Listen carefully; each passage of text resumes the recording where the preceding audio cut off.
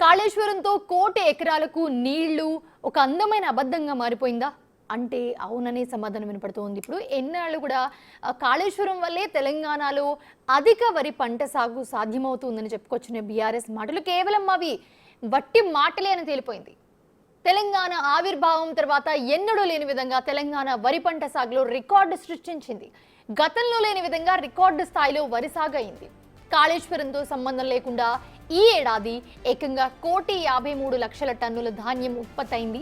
గతంలో 1,46,00,000 టన్నుల ధాన్యం దిగుబడి కాగా ఈ ఏడాది 1,53,00,000 టన్నుల ధాన్యం ఉత్పత్తితో తెలంగాణ రైతులు సత్తా చాటారు.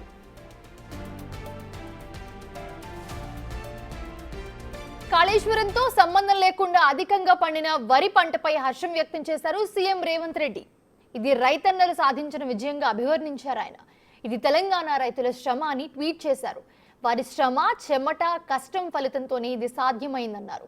అయితే తెలంగాణ రైతు దేశానికే గర్వకారణమన్నారు సీఎం రేవంత్ రెడ్డి. ఈ ఘనత సాధించిన ప్రతి రైతు సోదరుడికి కూడా అభినందనలు తెలిపారు ఆయన.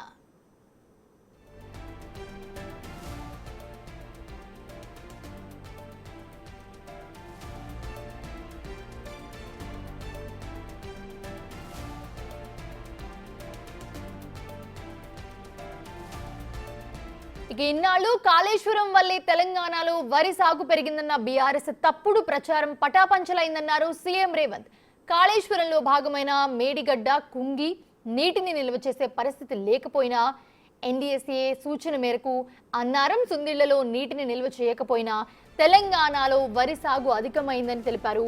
కాళేశ్వరంతో సంబంధం లేకుండా తెలంగాణ ఆవిర్భావం తర్వాత తొలిసారి రికార్డు స్థాయిలో వరి ధాన్యం పండిందని ట్వీట్ చేశారు సీఎం రేవంత్.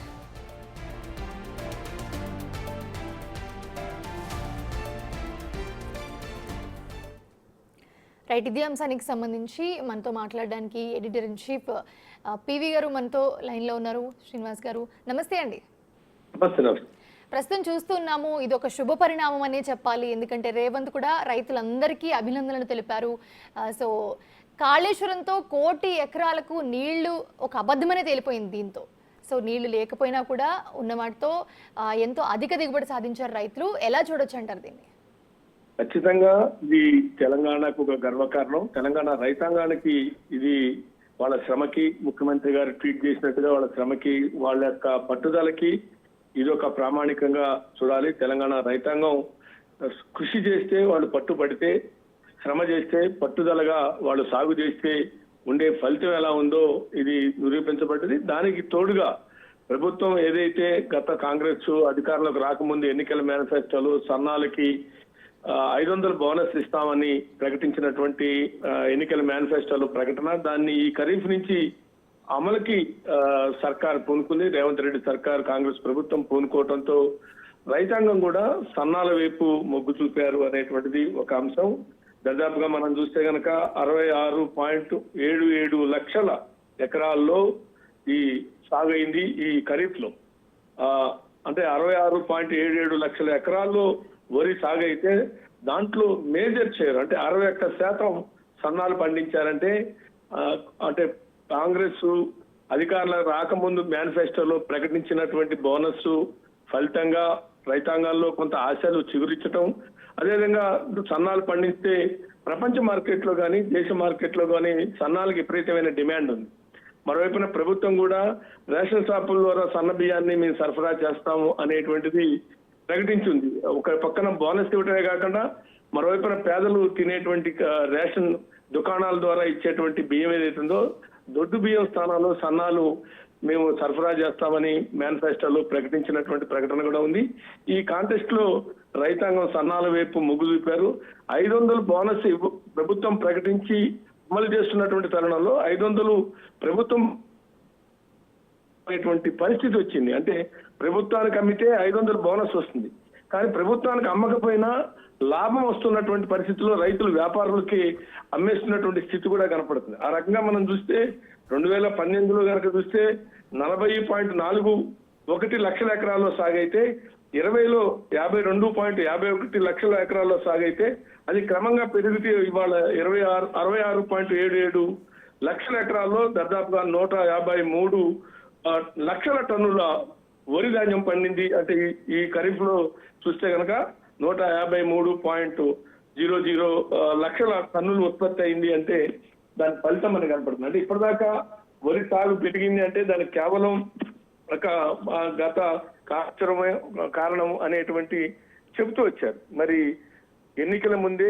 కాళేశ్వరం డిసెంబర్కి ముందే చాలా 3 నెలల ముందే, ఎన్నికలకు ముందే 3 నెలల ముందే అది కుంగిపోవటం, దాంతో ఎన్ఆర్సీ అంటే నేషనల్ డ్యామ్ సేఫ్టీ వాళ్ళు వచ్చి పరిశీలించి తక్షణమే నీటినన్నీ విడుదల చేయాలి, లేకుంటే డ్యామ్ కూలిపోతుంది మేడిగడ్డ అనేటువంటిది వాళ్ళు టెక్నికల్ బృందం నేషనల్ స్థాయిలో ఉండేటువంటి, ఎందుకంటే అత్యున్నతమైనటువంటి బృందం అది ఎన్డీసీ నేషనల్ డ్యామ్ సేఫ్టీ అనేటువంటిది.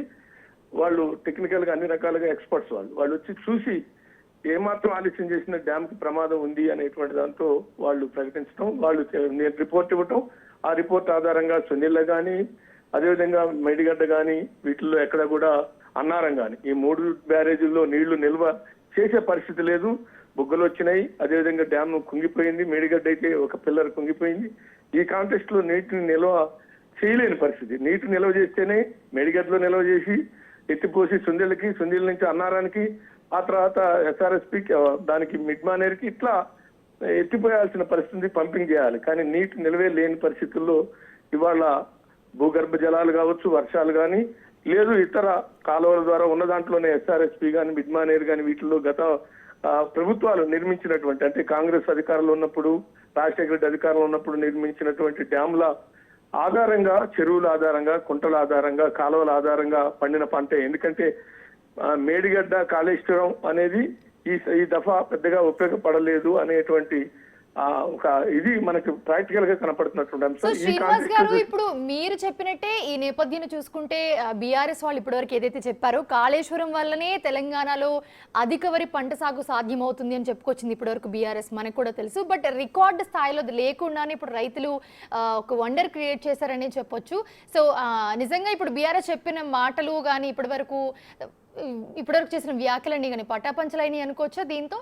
ఖచ్చితంగా. అంటే ఏముంటుంది, రాజకీయాల్లో అయినా దేంట్లో అయినా మార్కెటింగ్ స్కిల్స్ అంటారు. అది ఏ పార్టీ అయినా ఏ ప్రభుత్వం అయినా మార్కెటింగ్ స్కిల్స్ కొంటే ఎక్కువ ఉండొచ్చు వాళ్ళకి. ఎందుకంటే చేసింది కొద్దిగా అయితే చెప్పుకునేది ఎక్కువ ఉంటుంది. తద్వారా మీడియా మేనేజ్మెంట్ కావచ్చు, లేకుంటే సోషల్ మీడియా మేనేజ్మెంట్లు కావచ్చు, లేకుంటే మంత్రులు, ఎమ్మెల్యేలు వాళ్ళు అధికారం ఉన్నప్పుడు పదే దానికి ఒక కాళేశ్వరం ప్రాజెక్టు దగ్గరికి బస్సులు పెట్టి తీసుకెళ్లి చూపించి వాళ్ళందరికీ ప్రదర్శన చేసి అక్కడ తీసుకెళ్లి వాళ్ళందరికీ కూడా ఇది చూసావా, ఇది ఎంత గొప్పగా నిర్మించామా అని చూపించి ఆ రకమైనటువంటి హైప్ క్రియేట్ చేశారు. దాంతో అందరూ కూడా సూర్యాపేటకి నీళ్లు వచ్చినాయి అంటే అది కాళేశ్వరమే, లేదు ఇంకెక్కడికో ఖమ్మానికి నీళ్లు వచ్చినాయి అంటే అది కాళేశ్వరమే, లేదు ఇంకెక్కడన్నా ఎక్కడ నీళ్లు కనపడ్డా ఆ నీళ్లు కాళేశ్వరం నుంచి వచ్చినాయి అని చెప్పేటువంటి ఒక మంత్రులు పర్యటనల సందర్భంగా కానీ, లేకుంటే ప్రెస్ మీట్ల సందర్భంగా కానీ, ఇతర సభలు సమావేశాల సందర్భంగా కానీ ఆ రకమైన ఫోకస్ చేశారు. అందరూ కూడా నిజమేననేటువంటి పరిస్థితి ఉంది. కానీ ఇవాళ అది లేకపోయినా పండింది అంటే ఎట్లా పండింది అనేటువంటి వాళ్ళ ప్రశ్న స్టార్ట్ అయింది. అంటే ఒక కాళేశ్వరం అనేటువంటిది ఎలక్షన్ ముందే కుంగిపోయింది, అది నీటి నిల్వ ఉంచడానికి సామర్థ్యం లేదు, ఎందుకంటే అది డేంజర్ లో ఉంది కాబట్టి, డేంజర్ జోన్ లో ఉన్నటువంటి దాన్ని నిల్వ ఉంచితే డ్యామ్ కూలిపోతుంది అన్నారు కాబట్టి నిల్వ లేదు. మరి ఎట్లా పండింది అన్నప్పుడు వాళ్ళ ప్రశ్న స్టార్ట్ అయింది. అంటే చేసిన దానికన్నా చెప్పుకున్నది ఎక్కువ కావటం వల్ల కూడా అంత హైప్ క్రియేట్ అయింది. కాళేశ్వరమే మొత్తం తెలంగాణలకు ఒక తలమానికం, కాళేశ్వరం లేకపోతే అసలు రైతాంగానికి ఒడ్లు పండే పరిస్థితి లేదు, వ్యవసాయమే లేదు అన్న ఫోకస్ ఆ లెవెల్లో జరిగింది. అంటే అంతకుముందు సాగర్ లేదా, శ్రీశైలం లేదా, మిడ్ మానేర్ లేదా, ఎస్ఆర్ఎస్పి లేదా, లేకుండా ఇంకా అనేక చిన్న ప్రాజెక్ట్, కానీ అవన్నీ దిగదిడుపుగానే అవన్నీ waste. Srisailam waste, Sagar waste, mid Maner waste, లేకుండా ఇంకా ఇతర చాలా ప్రాజెక్టులు నేను చెప్పిన పేర్లకు 5-6 హైలైట్ గా ఉన్న పేర్లే చెప్పాం. కాబట్టి ఇవన్నీ వేస్ట్, కానీ ఈ 10 ఏళ్లలో నిర్మించిన కాళేశ్వరమే బెస్ట్ అనేటువంటి పద్ధతిలో ఇది లేకపోతే తెలంగాణకు అసలు నీళ్లే లేవు, సాగునీరే లేదు అనేటువంటిది పరిస్థితుల్లో ఒక ఫోకస్ జరిగింది. ఈ 10 ఏళ్లలో గత 10 ఏళ్లలో జరిగినటువంటి ఫోకస్ ఎట్లా అంటే ఆ లెవెల్లో ఫోకస్ జరిగింది. వాళ్ళ దురదృష్టం కావచ్చు, లేదు తెలంగాణకు శాపం కావచ్చు. డబ్బులు పోయినాయి శని పట్టినట్టుగా, అటు పక్కన 1,00,000 కోట్లు పైన ఖర్చు అయింది, చివరికి ఆ డ్యాము నిరుపయోగమైనటువంటి పరిస్థితి కూడా కనపడింది. కాబట్టి వాళ్ళకి దురదృష్టం, రాజకీయంగా దురదృష్టం. అంటే ఎంత అయితే హైలైట్ చేసి ఎంతైతే గొప్పగా చెప్పుకున్నారో, చెప్పుకున్న ప్రాజెక్టు నిరుపయోగంగా పడవ పడిపోయింది. ఎందుకు? నీళ్లు నిల్వ చేసే పరిస్థితి లేదు, నిల్వ ఉంటే కనుక డ్యాములు కూలిపోతాయి. కాబట్టి వాళ్ళకి రాజకీయంగా అది కళ్ళకు రైతాంగానికి, తెలంగాణ రైతాంగానికి కళ్ళకు కట్టినట్టుగా ఇగో ఇది డ్యాము ఒక షోకేస్ లో బొమ్మలాగా మారిపోయింది. మరి దానివల్ల నీళ్లు ఇప్పటిదాకా అది లేకపోతే అసలు సాగుకే నీళ్లు లేవు, అవి లేకపోతే అసలు వ్యవసాయమే లేదు అనేది ఆగిపోయిందా అంటే అది ఆగల. మేడిగడ్డ ఆగిపోయింది, మేడిగడ్డ షోకేస్ లాగా మారింది, కానీ వ్యవసాయం ఆగలేదు, వరి పండటం ఆగలేదు. పైగా పండటం ఆగిపోగా మరింత పెరిగింది. 66 ఎకరాలు అంటే ఇంకొక 1,00,000 ఎకరాలు పెరిగింది. 1,00,000 ఎకరాలు దాకా పెరిగినటువంటి పరిస్థితి కనపడుతుంది. దిగుబడి పెరిగింది, సాగు పెరిగింది. మరి ఎట్లా పెరిగింది అంటే అసలు మేడిగడ్డ లేకపోతే, కాళేశ్వరం లేకపోతే వరే లేదు, లేక సాగే లేదు, వ్యవసాయం లేదు అన్న చోట పెరిగింది. అప్పుడు ఇప్పుడు చర్చ స్టార్ట్ అయింది. ఇది ఇప్పుడు అసలు ఏం జరుగుతోంది ఈ రాష్ట్రంలో, ఏం జరిగింది, ఏం జరుగుతోంది, ఎంత పైగా ప్రభుత్వం ఏదైతే వ్యూహాత్మకంగా సన్నాలను ప్రోత్సహించింది. గత ప్రభుత్వం కూడా చెప్పింది సన్నాలు వేయండి అని. వేయండి అంటే వేయలేదు. ఎందుకు వేయలేదు అంటే రైతాంగానికి ప్రోత్సాహం లేదు. కానీ ఇక్కడ 500 అనే బోనస్ ప్రకటించడంతో వాళ్ళకి ఒక భరోసా వచ్చింది. వాళ్ళ మార్కెట్లో రేట్ లేకపోయినా మాకు కింటాకి 500 ప్రభుత్వం ఇచ్చి కొనుక్కుంటుంది కదా, మాకేంటి అనే ఒక భరోసా. కానీ ప్రభుత్వం ఇచ్చిన భరోసా కన్నా మార్కెట్లో డిమాండ్ వచ్చి 500 బోనస్ కోసం సివిల్ సప్లైకి అమ్మట్ల రైతులు, వ్యాపారులకు అమ్ముకునే పరిస్థితి వచ్చింది. ఎందుకు? ఈ బోనస్ కన్నా ఎక్కువ డబ్బులు వస్తున్నాయి రైతాంగానికి ఇవాళ. అంటే సన్నాలకు ఉన్న డిమాండ్ వల్ల. కాబట్టి ఈ మొత్తం హిస్టరీ చూస్తే కనుక ఇవాళ గవర్నమెంట్ ఒక వ్యూహాత్మకంగా ఇటు బోనస్ ప్రకటించి సన్నాలు ప్రోత్సహించింది, మరో పక్కన సాగునీరుని సకాలంలో అందించి వరి సాగు పెరిగేటట్టుగా చేసింది. దీంతో కాళేశ్వరం అనేటువంటిది అంబక్ అనేది తేలిపోయింది. Yes, thank you for joining అండి శ్రీనివాస్ గారు.